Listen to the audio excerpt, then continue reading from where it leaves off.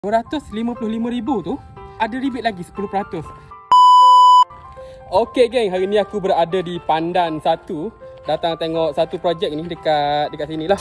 Dan apa yang aku nak bagi tahu dekat sini, boleh dapat rumah dengan harga 255,200 sahaja. Tak sampai 300,000. 255,000 tu ada rebate lagi 10%.